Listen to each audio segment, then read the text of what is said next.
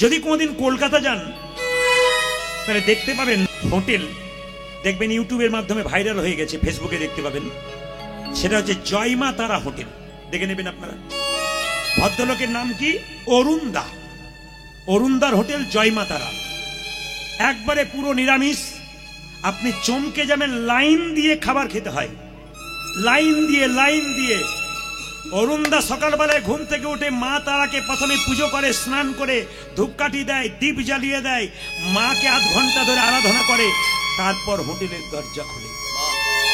আপনাদের কাছে নিবেদন রইল, ওই জয়মা তারা হোটেলের অরুণদাকে দেখে শিখবেন যে আজকে প্রত্যেকটি সমাজের মানুষ যে কোনো ব্যবসা করুন, আপনি যে কোনো ব্যবসা করুন, কোনো ক্ষতি নেই, কিন্তু সকালবেলায় বাড়িতে ভগবানের, আপনি যে মুরগির দোকান আমি বললাম, ওটা কৃষ্ণের নাম না দিয়ে আপনি অন্য নাম দেবেন, কিন্তু ভগবানকে আরাধনা করে পুজো করে তারপর আপনি আসবেন দোকানে, আপনার কোনো অসুবিধা নেই।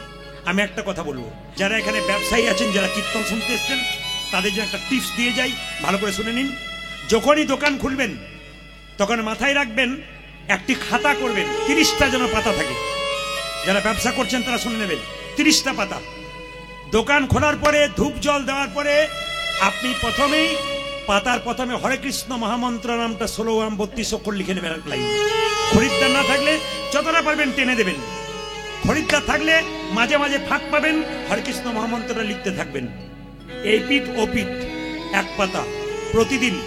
দোকানের শেষ বন্ধ হওয়া পর্যন্ত যদি প্রচুর খদ্দের থাকে, শেষে দরজাটা বন্ধ করে পরিপূর্ণ নাম মহামন্ত্র করবেন, দেখবেন আপনার দোকান সুন্দর চলবে।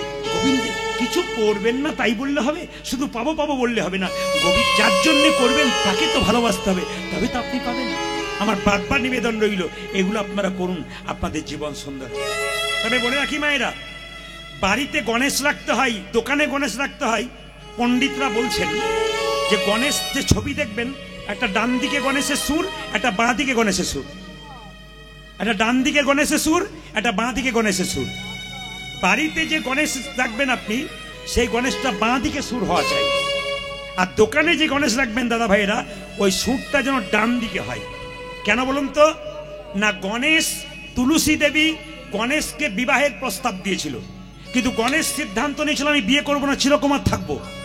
তখন গণেশ যে অভিশাপ দিয়েছিল তুলসী দেবীকে, তুমি আমাকে বিয়ের প্রস্তাব দিচ্ছ, তোমাকে অভিশাপ দিলাম তোমার দৈত্য স্বামী হোক।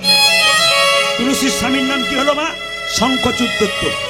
তুলসী পাতা সেদিন থেকে গণেশের চরণে কোনোদিন যায় না। তাকান আমার দিকে, গণেশের চরণে তুলসী পাতা যায় না, তাকান আমার দিকে। তখন গণেশকে অভিশাপ দিয়েছিল তুলসী দেবী, তোমার একটা নয়, তুমি বিয়ে করবে না, তোমার দুটো বিয়ে হবে। গণেশের দুটো বিয়ে হয়ে গেল মা, একটা সিদ্ধি একটা ঋদ্ধি। গণেশের ডান দিকে বসে থাকে সিদ্ধি, বাঁ দিকে ঋদ্ধি। অপরাধ নেবেন না, আপনাদের হিজুলিতে কোনো ব্যক্তি যদি দুটো বউ থাকে আর স্বামী যদি মাঝখানে বসে থেকে, ডান দিকে একজন বাঁ দিকে একজন, ডান দিকে জন কি বলে, সোজা তাকাচ্ছ কি, দেখছো না বসে আছে, আমার দিকে তাকাও। বাঁ দিকে যে তাকাবে সে বলে ডান দিকে তাকাচ্ছে। গণেশের স্ত্রী সিদ্ধি বলছে আমার দিকে তাকাও। ডান দিকে সিদ্ধিদাতা গণেশ, বাঁ দিকে তাকাচ্ছে ঋদ্ধিদাতা গণেশ। বাড়িতে রাখবেন বাঁ দিকে সুর, দোকানে রাখবেন ডান দিকে সুর। খুব দামি কথা বলে যায়, মন দিয়ে শুনুন, অমূল্য সম্পদ। আমি যে কথাগুলো বলবো অমূল্য সম্পদ, আপনারা নেবেন, আপনাদের জীবন সুন্দর হবে। একটা একটা করে শুনবেন কথাগুলো।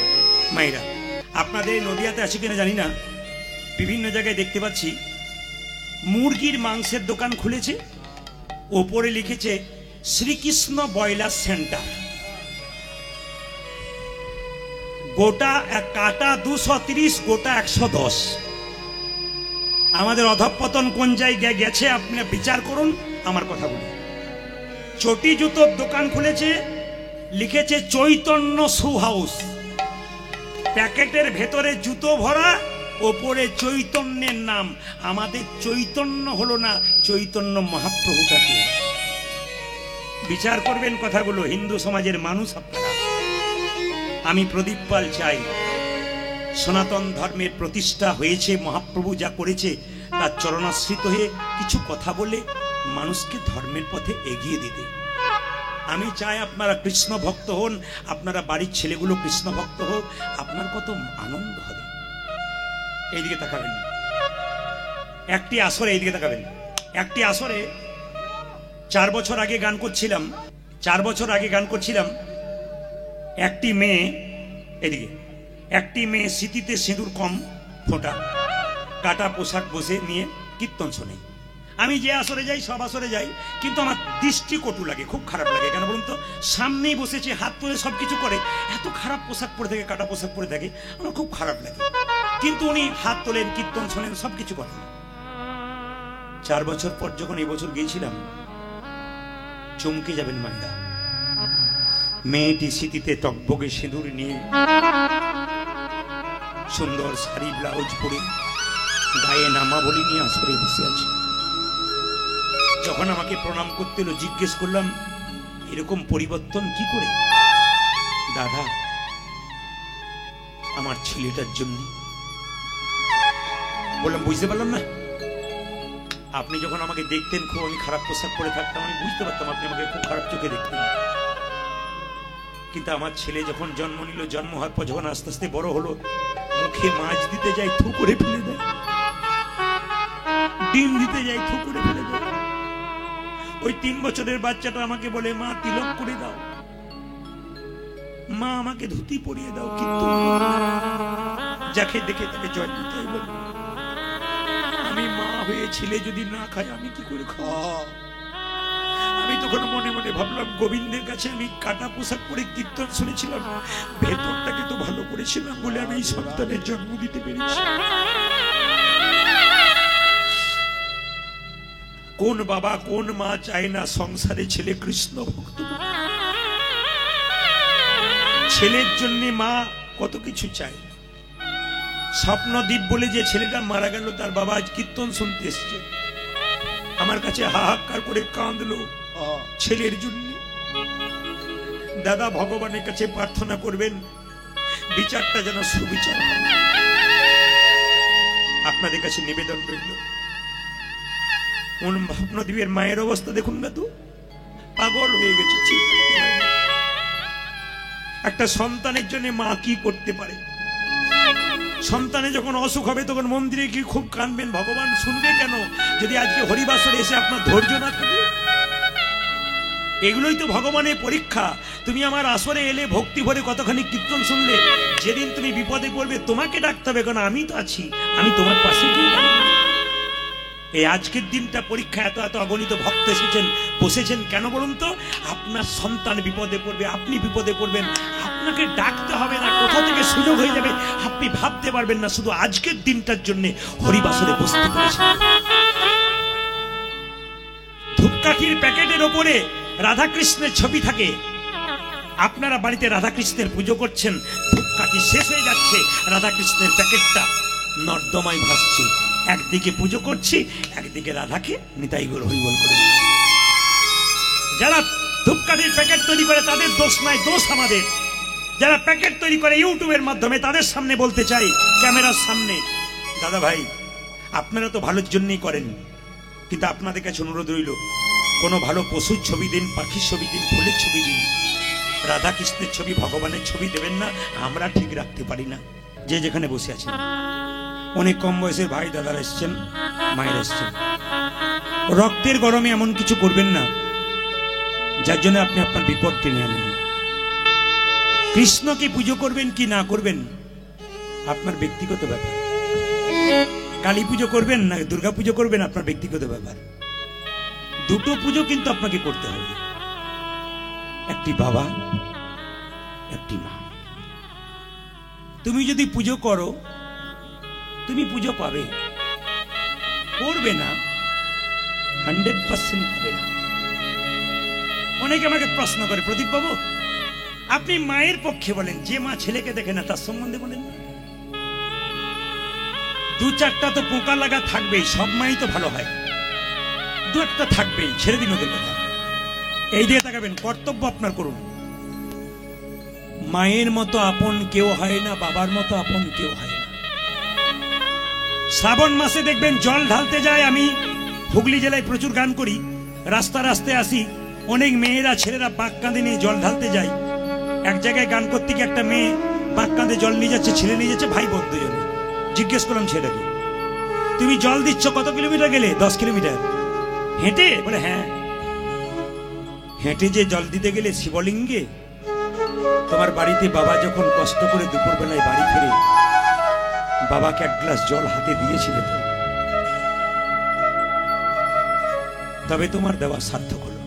এই দিকে বাবা কষ্ট করে এসছে, গ্রীষ্মকালে গরমে কষ্ট পাচ্ছে, ইন্দিরা থেকে এক বালতি জল তুলে দিয়েছিল তো বাবাকে স্নান করানোর জন্য। প্রশ্নের উত্তর দাও। জীবন্ত বাবাকে দিলে ওই বাবাকে দিলে লাভ আছে। জীবন্ত বাবাটা ঘরে কেঁদে মরছে, ওই বাবার জন্য 20 কিলোমিটার হাঁটছো, তোমার কোনো লাভ নেই।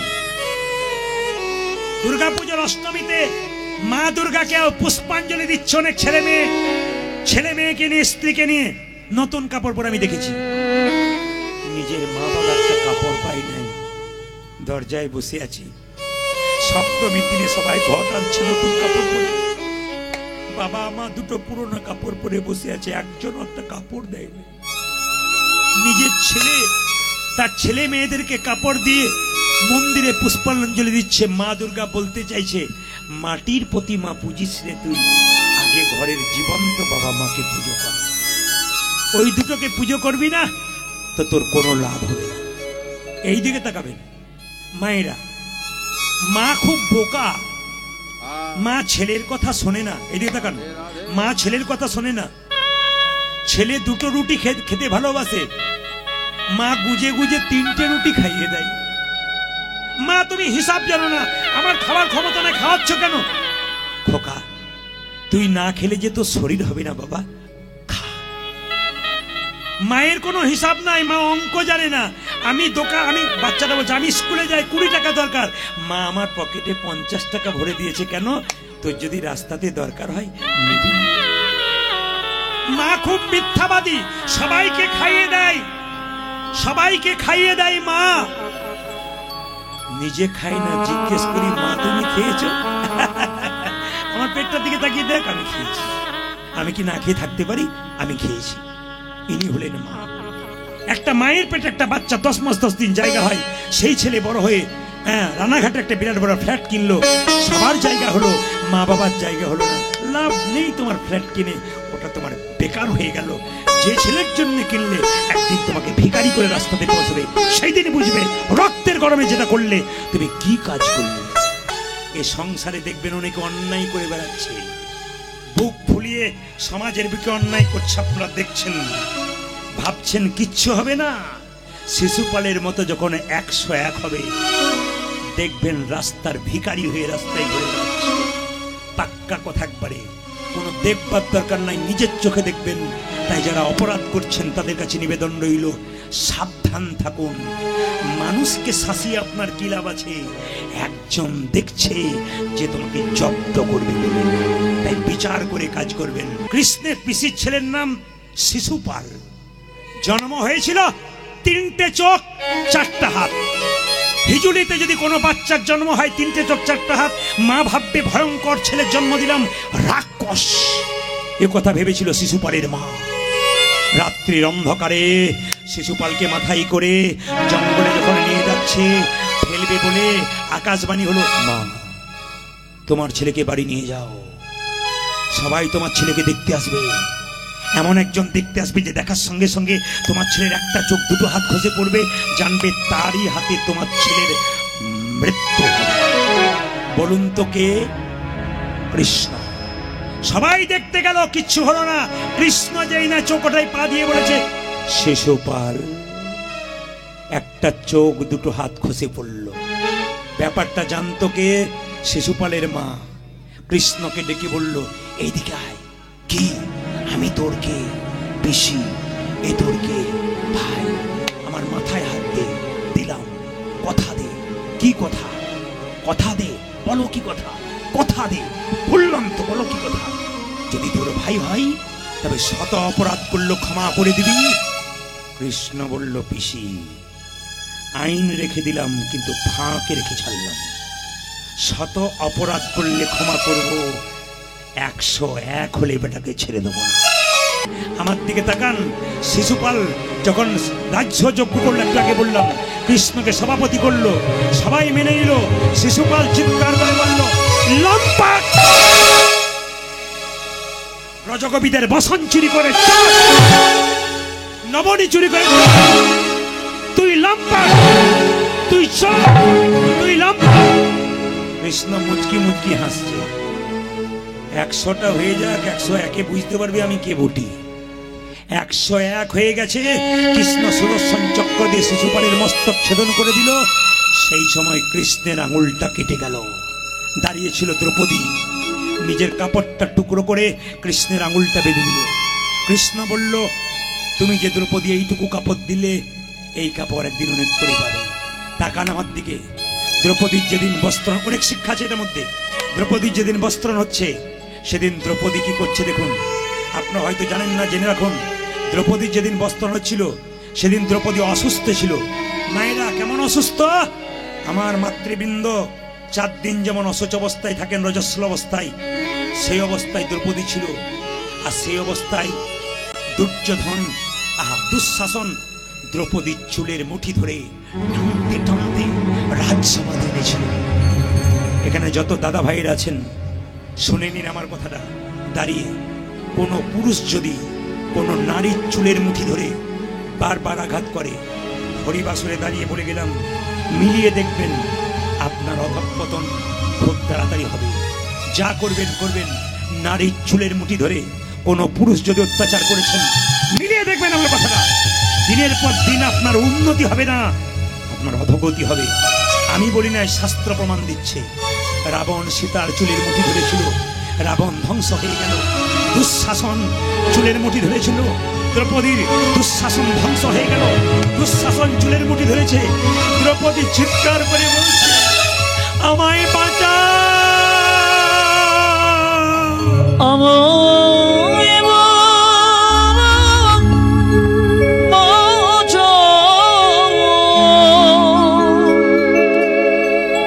মা।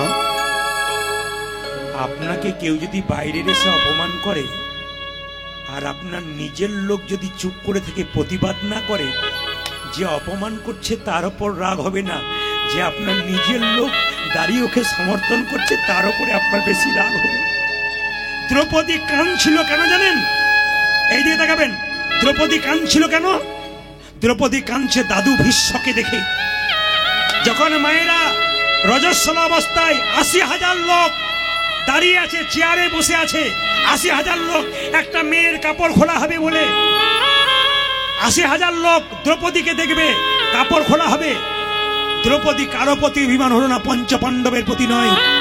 দাদু ভীষ্ম কোনো প্রতিবাদ করছে না। দাদু, তোমার লজ্জা করে না? তুমি দেখতে পাচ্ছ আমি অসহায় নারী, তুমি বললে ওরা শুনবে? তুমি না বিশ্বদেব, তুমি না পণ্ডিত, তুমি একবার বলছো না? তবে দাদু, আমি তোমাকে অভিশাপ দিতে পারবো না। আমার অভিশাপ তোমার কাজে লাগবে না, আমি যে ছোট। কিন্তু আমি কথা দিলাম, এই যে আমার চোখ থেকে ফোঁটা ফোঁটা যে জল পড়লো, একদিন সেই জল তোমাকে স্বরের মতো বিদ্ধ, সেই দিন বুঝতে পারবে আমাকে কষ্ট দেওয়ার মানে কি।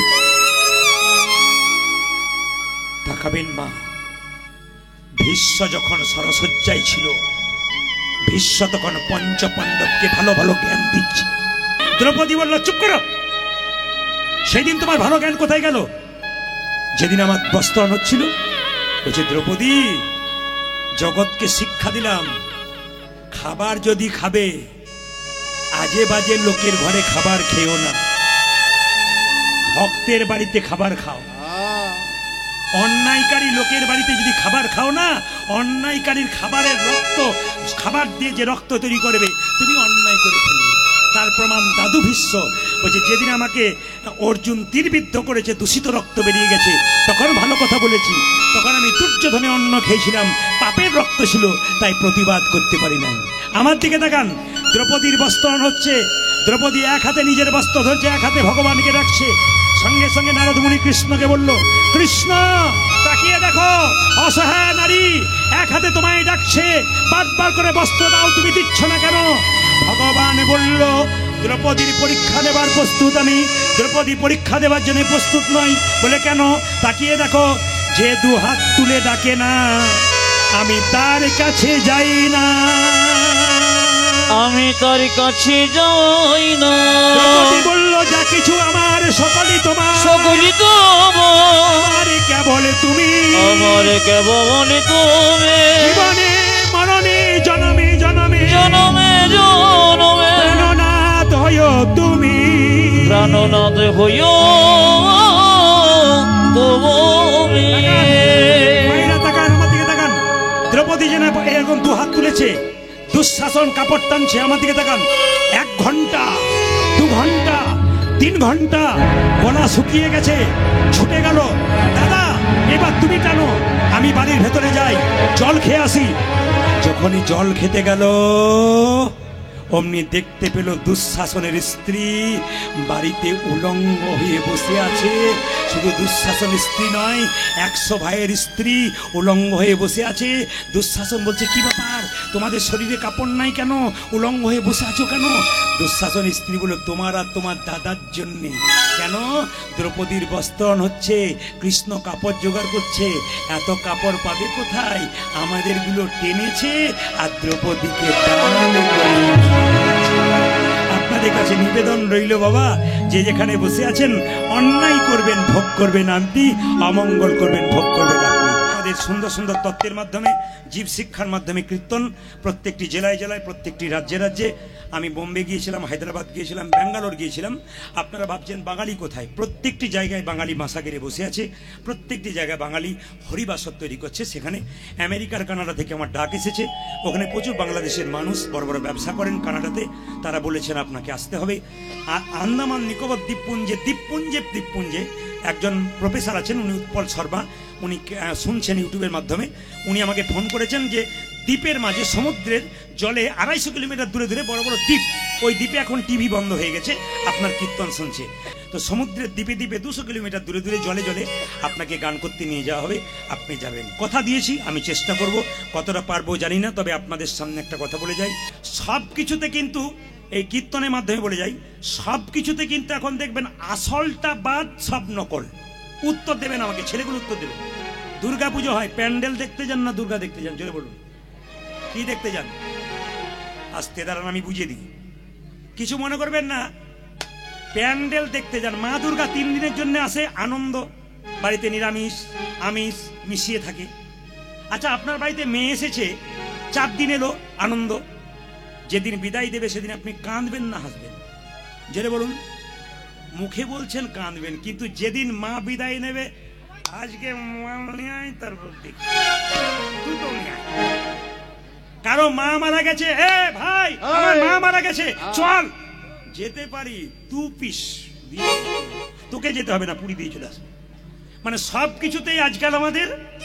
আবার দেখবেন, কিছু মনে করবেন না, আমি এক জায়গায় দুর্গাপুজোতে গান করতে গেছি, আমার লজ্জা লাগলো, একজন অন্য ধর্মের মানুষ আমাকে ঠাট্টা করলো, আমার গাটা গোটায় বিষিয়ে গেল, লজ্জায় ঘৃণায় চুপ করে গেলাম। বলছে দাদা আপনি তো কীর্তন করছেন, লোককে খুব বোঝাচ্ছেন, আপনার ধর্মের মানুষগুলোকে বুঝিয়েছেন? বললাম কেন বলুন তো? বলছে আপনাদের দুর্গাপুজোতে দেখতে পেলাম দুর্গা ঠাকুর প্যান্ডেলের নিচে চুপচাপ এইটুকু মতো করেছে, তার পুজো হচ্ছে, আর থিম পুজো করছে। দেখতে পেলাম কি না, শিব স্কুটি চালাচ্ছে, দুর্গা তার পেছনে হাত দিয়ে বসে আছে, ওটা থিম। না না, হাসি নয়, এটা আমাদের লজ্জা। অন্য ধর্মের মানুষ ঠাট্টা করে বলছে, আপনাদের শাস্ত্রে কোথাও লেখা আছে যে শিব স্কুটি?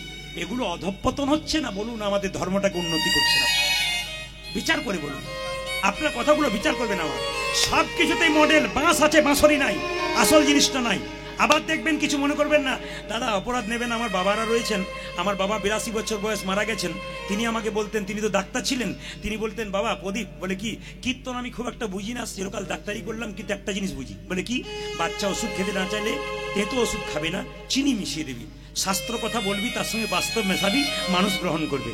বাবার কথাটা আমি মাথায় নিয়েছি, বাবার আশীর্বাদ, বাবা চলে গেছেন, বাবা দেখে গেছেন আমার এই পথের জার্নি, তিনি খুব খুশি হয়েছেন।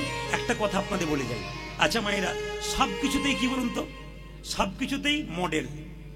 মডেল করতে গিয়ে অসুবিধা কি? মডেল বলুন তো, বিয়ে হচ্ছে, আপনাদের মালা বদল নিশ্চয় হয়েছে, যখন দেখবেন কাপড়টা ঢাকা দিয়ে মালা বদল হয়, তখন মেয়েটি ছেলেটির দিকে মালা বদল করছে, মানে শুভ দৃষ্টি হবে, তার দিকে দৃষ্টিটা সুন্দর থাকবে, প্রেম জাগবে, ভালোবাসা জাগবে, নারীর একটা পুরুষের প্রতি টান হবে, এই হবে। যখনই মেয়েটি যখনই ছেলেটিকে মালাটি পরাতে যাচ্ছে, পেছন থেকে একজন ক্যামেরাম্যান থাকে, এই দিকে তাকাবেন। শুভ দৃষ্টিটা কার উপরে হলো? ওই জন্য তো কীর্তনের পরে দু একটা ছেলে আমার কাছে আসে, দাদা আপনার কিছু জানা আছে বলে কি বিয়ের পর থেকে একদিনও তাকায় না, এবং ক্যামেরাম্যান ছিল বলে হ্যাঁ 4টে ছিল, এই জন্যই গন্ডগোল। আমি এটা মজা করার জন্য বললাম আর কি, কিছু মনে করেন না, কিন্তু হিসাবে আমাদের আসল জায়গা থেকে আমরা সরে যাচ্ছি। যে 1 লক্ষে ডাকতে পারে ভগবানকে সে পায়। 1-এর পেছনে 0 দিলাম, জোরে বলবেন কত হলো? 10। জোরে বলুন, আমি অঙ্কে কাঁচা। 1-এর পেছনে 0 দিলাম, কত হলো? 10। এরা বলবেন, আপনারা বলবেন। তার পেছনে 0 দিলাম, কত হলো? 200, 100। তার পেছনে 0 দিলাম, কত হলো? 1000। তার পেছনে 0 দিলে কত হলো? 10,000। তার পেছনে 0 দিলাম, কত হলো? 1 লক্ষ। যদি 0 দিলাম, 1 দিলাম না, তবে শূন্যের কোনো দামে থাকবে না। 0 হলাম আমরা, গোবিন্দ হলো 1। আমাদের এই শূন্য জীবনে যদি গোবিন্দ নামক 1কে রাখতে পারি, আমাদের জীবন সুন্দর হয়ে যাবে। এইদিকে নিত্যানন্দ ঠাকুর রাস্তা দিয়ে বেরিয়ে যাচ্ছে, একজন মাছ ধরছে, ফাতনাটার দিকে তাকিয়ে আছে, পাশে বিয়ে যাচ্ছে, ঢাকঢোল বাজছে, সানাই বাজছে, কিন্তু যে মাছ ধরছে ফাতনার দিকে তাকিয়ে আছে। এই যে তাকান, ফাতনার দিকে তাকিয়ে আছে। নিত্যানন্দ তাকে গিয়ে বলছে, প্রণাম তোমাকে। বলে, কেন? তুমি আমার গুরু। বলে, আমি তোমার গুরু কি করে হলাম? বলে, তোমার কাছে শিক্ষা পেলাম, যার কাছে শিক্ষা পাই সে গুরু। বলে, কিরকম? জীবনে চলতে গেলে তোমাকে দেখে শিখতে হয়। পাশে বিয়ে যাচ্ছে, ঢাকঢোল বাজছে, তার দিকে তাকাচ্ছ না, ফাতনার দিকে তাকিয়ে আছো। লক্ষ্য তোমার 1। সংসারে থাকবেন, লক্ষ্য থাকবে 1। এই দিকে তাকাবেন মায়েরা। বাবা বলেছিল, কাছিম দেখেছেন মায়েরা? কাছিম জলে ঘুরে বেড়ায়, ডিম কোথায় পারে? পারে। যতই জলে ঘুরে বেড়াক না কেন, কাছিমের মনটা কিন্তু ডিমের দিকেই থাকবে। আপনি সংসার থেকে এসছেন, সবার কাছে নিবেদন, সং মানে সাজা, সার মানে এইদিকে, সার মানে কিছুই নাই। মা সেজেছেন, বাবা সেজেছেন, যার জন্য বাড়ির চিন্তা করছেন। আপনার দেহে কঠিন রোগ হয়ে গেলে 2-4 দিন সেবা করবে, তারপরে বুঝবেন কত ধানে কত চাল সেদ্ধ হয়, কত ধানে কত চাল হয়, ওটা দেখে নেবেন, একবারে পাক্কা দেখে নেবেন। তাই হরিবাসরে এসে মায়েরা, রামকৃষ্ণ পরমহংসদেব বলল, আগেকার মায়েদের 4টা-5টা করে ছেলে থাকতো। আমার দিকে তাকাবেন, 4টা-5টা করে ছেলে থাকতো, কারো হাতে খেলনা। কি করবেন? অনেকগুলো ছেলে মা মানুষ করবে কি করে? উঠোনে খেলছে, বাইরে খেলছে, ভেতরে খেলছে। এই যে দেখান, এইবার কারো হাতে খেলনা, কারো হাতে একটা লজেন্স, কারো হাতে একটা পুতুল দিয়েছে, কিন্তু ওই ছেলেগুলোর পুতুল নিয়ে, খেলনা নিয়ে ব্যস্ত।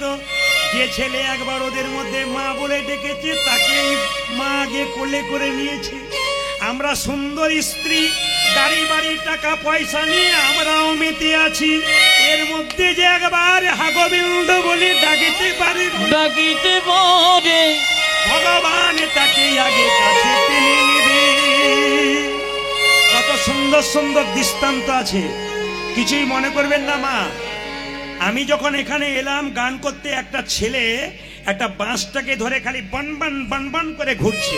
আমি বললাম, পড়ে যাবি, পড়ে যাবি, পড়ে যাবি। ছেলে সে ঘুরছেই, কিন্তু পড়ছে না কেন? ও যে বাঁশটাকে ধরে আছে, খুঁটিকে ধরে আছে। সংসার মাঝে গুরু নামক খুঁটিকে কেউ ধরে যদি বন বন করে ঘুরতে পারেন, আপনার জীবনে কোনোদিন কৃষ্ণ পাওয়া ছাড়া অন্য কিছু হবে না। এই দিকে তাকান, এই দিকে তাকান, কত প্রমাণ আছে। আগেকার জীবনে গরিবের মেয়েরা, এখনো আছে, গরিবের মেয়েরা বড়লোকের বাড়িতে কাজ করতো। এদিকে তাকাবেন, 3 বছরের ছেলে, ছেলেটা কি বলছে, মা তুমি সকাল থেকে সন্ধ্যে পর্যন্ত কোথায় যাও? মাটা বলে, তোর পেটের খাবার জন্য রোজগার করতে চললাম। কোথায় চললে মা? বড় লোকের বাড়িতে তোর মতো একটা ছেলেকে সেবা করব বললে, এদিকে তাকান, নিজের ছেলেটাকে ধুলোতে ফেলে দিয়েছে, সে ধুলোতে খেলছে। বড় লোকের বাড়িতে গিয়ে বড় লোকের 3 বছরের ছেলেকে তেল মাখাচ্ছে, সাবান মাখাচ্ছে, স্নান করাচ্ছে। যতই বড় লোকের ছেলেকে তেল মাখাক, সাবান মাখাক আর খাওয়াক, মনটা কিন্তু তার ধুলোতে পড়া ছেলের দিকেই আছে। আপনি যতই এখানে যা করবেন না কেন, মন কিন্তু আপনার ওইখানেই থাকবে। সংসারে ভগবানকে পাওয়া যায় না সংসারের বাইরে পাওয়া যায়? জোরে বলুন, জোরে বলুন আপনারা, কোথায় পাওয়া যায়? না, অনেকে ভয়ে বলছে না, বলে যা বলবেন উনি বলুন, আমাদের বলে কি লাভ আছে? সংসারে পাওয়া যায় না সংসারের বাইরে পাওয়া যায়? জোরে বলবেন। অনেক কম বয়সে ছেলে হরিবাসরে কীর্তন শুনছেন, সুন্দর হাত তুলছেন, খুশি। সবচাইতে ভালো লাগে আমার এটাই, কম বয়সে ছেলেরা হরিনামে মেতেছে। আমি কয়েকদিন আগে ত্রিপুরা গান করছিলাম একজন মন্ত্রীর বাড়িতে, কেন্দ্রীয় প্রতিমন্ত্রী, ওনার বাড়িতে কীর্তন করছিলাম। কেন্দ্রের যিনি মন্ত্রী তিনি আমাকে ডেকেছিলেন, আপনার আমার বাড়িতে 2 দিন কীর্তন করতে হবে। ত্রিপুরা গিয়েছিলাম, দেখলাম উনি, বললাম উনাকে জিজ্ঞেস করলাম, আপনি আমাকে চিনলেন কি করে? বলে, আমি তো রাত্রিবেলায় যখন শুতে যাই তখন তো আপনাকে দেখতে পাই, আপনার জিনিসগুলো আমি শুনতে পারি। তখন আমি আমার ভাইকে ফোন করলাম, একবার ওখানে ওনার সঙ্গে যোগাযোগ কর, আমি সেদিন দিল্লি থেকে যাব, আমি ওনার কীর্তন শুনবো, একটু হরিবাসরে বসবো, আবার আমি এখানে ফিরে আসবো। আপনাদের কাছে নিবেদন রইল, মন্ত্রী থেকে আরম্ভ করে প্রত্যেকটি সাধারণ মানুষ পর্যন্ত কীর্তন শুনছে। শুধু আপনাদের কাছে নিবেদন রইল, কাঠবেড়ালির শরীরে কটা দাগ থাকে? জোরে বলুন। 4টা। কাঠবেড়ালির শরীরের দিকে তাকাবেন, 3টে দাগ থাকে। কাঠবেড়ালি, কাঠবিড়ালি পেয়ারা তুমি খাও, আর বলার দরকার নেই না। এই দিয়ে দেখান তো, কাঠবেড়ালির শরীরে 3টে দাগ হলো কেন? স্বয়ং রাম সেতু যখন তৈরি হচ্ছে, তখন রাম ভক্ত হনুমানরা কি করছে মা? রামের নামে সব একটা করে পাথর শিলা ছুটছে, তৈরি হচ্ছে। কিন্তু কিছু মনে করবেন না, একটা বড় বাড়ি তৈরি করতে গেলে তার ফাঁকে ফাঁকে ছোট ছোট ইঁটও ঢোকাতে হয়, তবে কিন্তু শক্ত হয়। তো ছোট্ট একটা কাঠবিড়ালি, ও কিন্তু রামের নামে ধুলোতে একবার গড়াগড়ি দিচ্ছে, একটা ছোট করে পাথর ছুড়ে দিচ্ছে। হনুমান হেসে বলছে, তোর সাহস তো কম নয়, আমরা বড় বড় শিলা ছুটছি আর তুই ছোট ছোট, পালিয়ে যা, চাপা পড়ে মরে যাবি পাথরে। এখন সঙ্গে সঙ্গে সেই ছোট্ট কাঠবিড়ালিটা রামচন্দ্রের চরণে গিয়ে কেঁদে কেঁদে বলল, প্রভু সবাই আপনার সেতু বন্ধনে সাহায্য করছে, আমি করলে কি অপরাধ? না রে, কেন? হনুমান আমাকে অপমান করছে, ওরা তোর সঙ্গে মজা করেছে, কোনো অসুবিধা নেই, আয় আমার কাছে। সঙ্গে সঙ্গে রামচন্দ্র হাতে নিয়েছে কাকে? কাঠবিড়ালিকে। আদর করে 3টে আঙ্গুলে পরশ দিয়ে দিয়েছে। এই দেখ, তোর শরীরে আমি 3টে আঙ্গুলে পরশ দিয়ে দিলাম, আমার আশীর্বাদ তোর শরীরে রইল। গোটা পৃথিবীর মানুষ দেখবে যে শুধু বড় নয়, ছোটরা অনেক ভালো কাজ করতে পারে। আপনারা অবাক হবেন, কিছু মনে করবেন না। কার্তিকের বাহন ময়ূর, মা দুর্গার বাহন সিংহ, রাজহাঁস হচ্ছে কার? সরস্বতীর, লক্ষ্মীর পেঁচা। কিন্তু গণেশের পেটটা মোটা, এত ভারী, তার আবার ছোট্ট মতো ইঁদুর বাহন হলো কেন? এটাই আমার আপনাদের কাছে বলা বক্তব্য, খুব মন দিয়ে শুনবেন। আপনি বাবা হয়েছেন, দুর্গা মন্দিরে নিয়ে যাচ্ছেন বাচ্চাকে দুর্গা দেখাতে, বলুন তো ভাই, যদি আপনার ছেলে প্রশ্ন করে মা দুর্গার বাহন সিংহ কেন হলো বাবা, এত বড় গণেশ তার ইঁদুরটা বাহন হলো কেন, কি উত্তর দেবেন আপনি? ওসব তোর জানার দরকার নাই, দেখছিস দেখ চল, কি উত্তর দেবেন আপনি? খুব আমার কথাগুলো বিচার করবেন। আগে বাবা যদি না জানতে পারে ছেলে জানবে কি করে? মা যদি না জানতে পারে জানবে কি করে? এদিকে তাকান, ছোট্ট ইঁদুরটাকে বাহন করলো কেন? গণেশ বলছে আমার আকার বড় হতে পারে, কিন্তু ইঁদুরটাকে বাহন করলাম কেন? এই জন্যে যে শুধু বড়দের সম্মান করলে হবে না, ছোটদেরকেও সম্মান জানাতে। যারা বড় হয় জীবনে, তারা শুধু বড়দের সম্মান দেয় তা নয়, তারা ছোটদেরও পর্যন্ত সম্মান দেয়। শুধু বলতে চাই, যাদের কোমরে ব্যথা, যাদের হাঁটু ব্যথা, মনে করছেন খুব কষ্ট হচ্ছে, আর পারছি না, না, আজকে পেরে নিন, গোবিন্দের কৃপা পাবেন। কেন বলুন তো? ভগবান বলছে আমার নামে বস, শান্তি পাবি, দেখবি। আমার নাম কর, অনেক কষ্ট দূর হবে। আমার যেখানে নাম হবে বসবি, ভক্তি ভরে, দেখবি তোর কৃপা হয়ে যাবে। এই জন্য মায়েরা, সুস্থতা লাভ করতে গেলে হরিবাসরে বসুন, কীর্তন শুনুন, আপনার ভাগ্য ফিরবে, আপনার জীবন সুন্দর হবে। যতই কষ্ট হোক, কষ্ট না করলে কৃষ্ণ পাওয়া যায় কিনা বলি। বৈষ্ণব কাকে বলে? আস্তে, বৈষ্ণব তো সবাই নয়। এই যে বৈষ্ণব তো সবাই নয়। ব্যাখ্যা: তৃণাদপি শুনিচেন তররিব সহিষ্ণুনা অমানেন মান দেন কীর্তনীয় সদাহরি। সংস্কৃত কথাগুলো বলে গেলাম, বুঝতে পারলেন? ঘাসের মধ্যে পা দেবেন, ঘাস মাথা নিচু করবে, পা সরিয়ে নেবেন, উঁচু করবে। প্রকৃত বৈষ্ণবকে হাজার খারাপ কথা শোনাবেন, ওই যে মাথা নিচু করবে আর উঁচু করবে না, ইনি বৈষ্ণব। আর বৈষ্ণব কাকে বলে? তররিব সহিষ্ণুনা। একটা বড় গাছ কাটছেন, গাছটা যতক্ষণ না মাটিতে পড়ছে আপনাকে ছায়া দান করছে, ফল দান করছে। বৈষ্ণবকে হাজার আঘাত করুন, বৈষ্ণব যতক্ষণ না মাটিতে পড়ছে আপনাকে হরিনাম দান করছে। অমানেন মান দেন। হিজুলির রাস্তা দিয়ে পেরিয়ে যাচ্ছেন আপনি, আমি, সবাই। একজন কুষ্ঠব্যাধি লোক ছটপট ছটপট করছে, উঠতে পারছে না, পুঁজ রক্ত। সবাই দেখলাম, নাকে কাপড় চাপা দিয়ে চলে গেলাম। যিনি পরম বৈষ্ণব তিনি বলবেন, কোলে কোল দিয়ে একবার হরিবোল বলে বলবেন, ওরে এই জগতের কোনো ডাক্তার তো রোগ সারাতে পারে নাই, আমার সঙ্গে কোলে কোল দিয়ে একবার হরিবোল বল, তোর দেহরোগ তো দূর হবে, তোর ভবরোগ। আর বৈষ্ণব কাকে বলে? এইদিকে সাজটা কি? তিলক, তুলসী মালা, শিখা ও কৌপিন, বহির্বাসে হরিনাম, মুখে নিষিদিন, ইনি বৈষ্ণব। আর বৈষ্ণব কাকে বলে? হাজার হাজার বটের ফল বট গাছে হয়, কিন্তু বট গাছের নিচে একটাও চারা গাছ হয় না। পাখিতে খেয়ে স্টোমাকে গিয়ে ছাতের কান্নিসে পায়খানা করে, তার থেকে বট গাছ হয়। হাজার হাজার মানুষের মুখে কীর্তন শুনলে আপনার কৃষ্ণ প্রেম জন্মাবে না। যতক্ষণ না বৈষ্ণবের মুখে মধুমাকার নাম শুনবেন, আপনার শরীরে কৃষ্ণ প্রেমের অঙ্কুর জন্মাবে না। আর বৈষ্ণব কাকে বলে? আপনাদের হিজুলি এলাকাতে যেখানে বড় গরুর হাট আছে, গাভী কিনবেন, বাছুর কিনবেন, গাভীটাকে টানবেন, বাছুর আসবে না। গাভীকে টানবেন, গাভী আসবে না। কেন? কি করলে গাভী আসবে? বাছুরটাকে কোলে করে এগিয়ে যান, গাভীকে ডাকতে হবে না। বাছুর কোলে নিলে গাভী পেছন পেছন আসবে।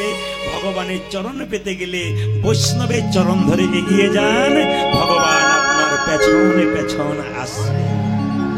হ্যাঁ। আর বৈষ্ণবের স্বভাব কি? আসতে। আর বৈষ্ণবের স্বভাব কি? আসতে। কাউকে অভিশাপ দেবে না। এইদিকে মায়েরা ধীরে। বৈষ্ণব কাউকে অভিশাপ দেবে না, প্রেম। বৈষ্ণব কাউকে অভিশাপ দেবে না। কেন?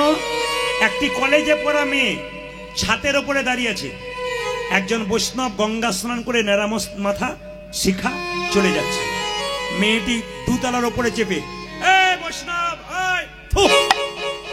বৈষ্ণবের মাথায় পড়লো। থুতু ফেলে দিলি তো? ঠিক আছে মা, আমি আবার গঙ্গা স্নানে যাব। আপনার আমার মাথায় পড়লে কি বলতাম? একবার নেমে আয়, তুই কেমন বাপের বেটি বেটিস, তোকে দেখো। কিন্তু বৈষ্ণব কি বললেন? মাথায় ফেলে দিলি, আবার স্নান করে আসি। আবার এসেছে, আবার মেয়েটা, এ বৈষ্ণব, তুই আমাকে নিয়ে মজা করছিস, তোর যদি খুব খুশি হয় খুব অসুবিধা নেই, আমি আবার গঙ্গা স্নানে চললাম। আবার এসেছে, আবার ফেলেছে। 10 বার গঙ্গা স্নান করেছে, 10 বার থুতু দিয়েছে। 11 বার যখন দিতে যাবে, তখন মেয়েটির বাবা, কি করছিস তুই? লজ্জা করে না? তুই কলেজে পড়াশোনা করিস, আর মাথায় তুই থুতু ফেলছিস? বৈষ্ণবের মাথায়। আমাকে বাবা বলে ডাকবি না, নেমে আয় তুই, তোকে দেখাচ্ছি মজা। বৈষ্ণব বলছে, বাবা আপনার মেয়েকে বকবেন না। কেন? আপনার মেয়ের জন্য আমার লাভ হয়ে গেছে। লাভ? আমার মেয়ে থুতু ফেললো, আপনার উপকার হলো, লাভ হলো? মানে হ্যাঁ, আমি শাস্ত্রে শুনেছি, সাধু মুখে শুনেছি, একবার গঙ্গা স্নান করলে 1 জন্মের পাপ দূর হয়।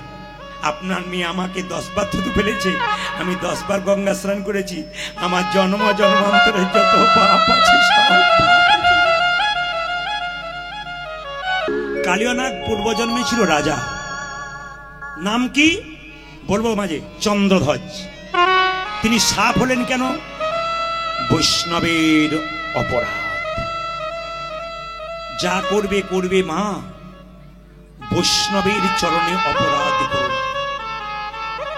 ব্রাহ্মণ বড় না বৈষ্ণব বড় আমি বলি নাই, শাস্ত্র বলছে ব্রাহ্মণ হয়ে কেউ যদি বৈষ্ণব হয় সে তো আরো বড়। বৈষ্ণব বড় কেন?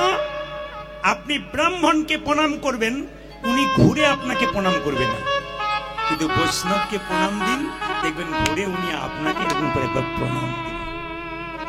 এই জন্য বারবার বলবো, বৈষ্ণব অপরাধ করবেন না। রাজা চন্দ্রধ্বজের পেটের যন্ত্রণা ভালো হচ্ছে না। একজন বলল, রাজা তোমার পেটের যন্ত্রণা ভালো হবে একটা উপায় আছে। কি? তুমি যে রাজবাড়িতে বাস করছো তার পেছন দিকে একটা সরোবর আছে, রাজহাঁস খেলা করছে, ওকে ধরে এনে ওর পিত্তটা খেতে পারলে মেরে পিত্তটা খেয়ে নেবে, ব্যাস ভালো হয়ে যাবে। রাজা ধরে আনলো, রাজহাঁস চিৎকার করে বলল, রাজামশাই, প্রজ্ঞা রাজহাঁস। তিনি বললেন, আমাকে না মেরে যদি পেটের যন্ত্রণা ভালো একটা উপায় বলি। বলে কি? যে সরোবর থেকে আমাকে ধরে আনলে সেই সরোবরের উত্তর দিকে একটা গাছের ওপরে এক মুনি বসে আছেন, মুনি পা দুটোকে দুলিয়ে চরণ ধোয়া জল পান করলে পেটের যন্ত্রণা ভালো হবে। সবাই তাকান আমার দিকে। রাজা বলে কথা, সুন্দর সোনার একটা পাত্র নিয়ে গেছে, মুনিবর ডান পাটে গিয়ে দাও। যে না ডান পায়ে গিয়ে দিয়েছে, ছি ছি ছি, কি পুঁজার রক্ত, এই জল পান করতে পারবো না। দেখি তোমার বাঁ পাটে গিয়ে দাও, এটাও তো পারবো না, পুঁজ রক্ত, পোকা কিলবিল করছে, জল পান করতে পারবো না। রাজা জল পান করে নাই, একটা ভালো কাজ করেছিল মা, বৈষ্ণবের চরণ ধোয়া জল মাথায় করে বাড়ি এনেছিল। এই দিকে তাকাবেন, গঙ্গা থেকে জল আনবেন, প্রথমে ঘোলা লাগবে, পরে পরিষ্কার হয়ে যাবে। প্রকৃত বৈষ্ণবের চরণ ধোয়া জল বাড়িতে যত্ন করে রাখবেন, বোতলে ভরে, প্রথমে ঘোলা হবে, তারপর পরিষ্কার হয়ে যাবে। বাড়িতে কারো মাথা চঞ্চল, কারো অসুস্থতা, কারো বাড়িতে অশান্তি, বৈষ্ণবের চরণ ধোয়া জল দিন, বিশ্বাস করে দেখবেন অনেক অসুবিধা দূর হয়ে যাবে। সবাই লক্ষ্য করুন মায়েরা, রাজা চন্দ্রধ্বজ মাথায় করে এনেছিল চরণ ধোয়া জল, তার দুজন স্ত্রী ছিল। স্বামী জল পান করতে পারলে না, তোমার মঙ্গলের জন্য আমরা কি না করতে পারি। যেই না চরণ ধোয়া জল নিয়েছে, দুজনে পান করেছে, মুনি ছুটে এসে চিৎকার করে বলল, রাজা এ তুমি কি করলে? আমার চরণ ধোয়া জলকে অপমান করলে। আমি তোমাকে অভিশাপ দিলাম, তুমি খল প্রবৃত্তি করলে, চালাকি করলে, আমি তোমাকে অভিশাপ দিলাম, তোমার সর্পকুলে জন্ম হোক, তুমি হবে কালীয় নাগ। রাজা চন্দ্রধ্বজ কেঁদে কেঁদে বলল, হে মুনিবর, হে যে মুনিবর, অভিশাপ যদি দিলি আমায়, সাপি কুলে জন্ম হোক, সাপি কুলে জন্ম হোক, আশীর্বাদ দাও যেন আমি গোবিন্দের চরণে মাথায় লাভ করতে পারি। আশীর্বাদ দাও আমি যেন গোবিন্দের চরণে লাভ করিতে পারি। বৈষ্ণব যেমন অভিশাপ দেয় তেমন আশীর্বাদ দেয়। কি দিল বাবা? তুমি যেহেতু আমার চরণ ধোয়া জল মাথায় করে এনেছো, অভিশাপ দিলাম সাপ কুলে জন্ম হবে, আশীর্বাদ দিলাম ভগবান শ্রীকৃষ্ণের নিত্য একদিন তোমার মাথার উপরে হবে। এই কালীয়নাগ বাস করে কোথায়? বৃন্দাবনের কালীদহ হবে। এমন বিষ ঢালতে শুরু করেছে, ওই পথ দিয়ে পশু পাখি চলে যায়, মৃত্যু হয়ে যায়, মৃত্যুর আগে ভগবানকে ডাকতে থাকে। পদকর্তা বললেন, কালিন্দির একদহি কালী নাগ কালিন্দির এক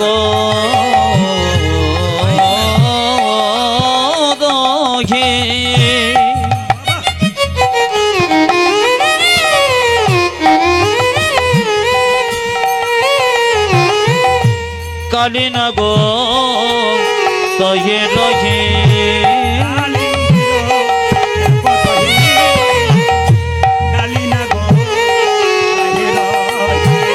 আদি কালিন্দির এক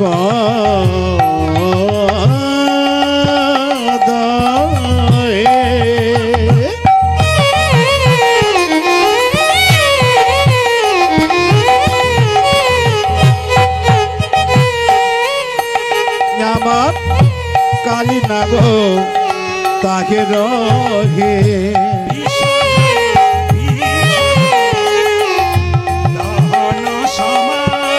দেখিরে বিশ্বজনে বিসর্জনে দহন সময়